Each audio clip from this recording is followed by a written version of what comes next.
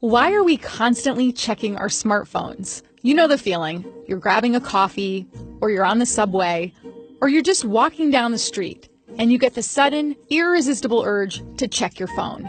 I'm guilty of this too. And I try to justify it by saying, I work in the news, so I have to get all those notifications, right? Except that's not a very good excuse. The real reason why we check these things so often is more complicated than that. Larry Rosen, who co-wrote the book The Distracted Mind, says it's important to first understand the difference between smartphone addiction and smartphone obsession. A smartphone addiction comes down to pleasurable rewards. A smartphone obsession comes down to getting rid of anxious feelings, many that you're missing out on something important. Nothing new, no new notifications. What? And a lot of this behavior is reinforced through unpredictable rewards. If we check our phones again and again, we might get rewarded with emails, IMs, comments, likes, hearts. We just don't know when we'll get those rewards, which Larry Rosen says is not an accident. Some tech companies have designed it this way.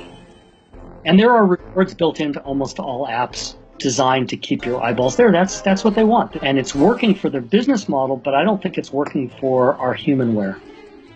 Another reason why we check our phone so much? It's fun. Look, he viewed my Instagram story. We don't like being bored psychologically. We hate it. And so we constantly look for things to distract us from the reality of our mundane existence. That's Nir Eyal, a well-known author and behavioral designer who believes that very few people are actually addicted to their phones. More like they've just formed bad habits. All of these things combined contribute to us checking our phones again and again, nearly 50 times per day, according to a survey conducted by Deloitte. And more than a third of us even check our phones in the bathroom. So why is this such a bad habit to have? Well, for one, all the time you're on your phone, you're not really present doing the thing that you're supposed to be doing. And you might think that you have it all under control, but the truth is that the brain can't really multitask. Oh, my ride is here.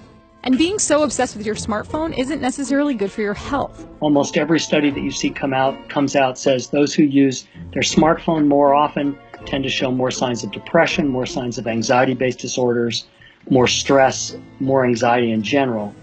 That's the potential long-term harm, which we don't know a ton about yet because smartphones haven't been around for all that long.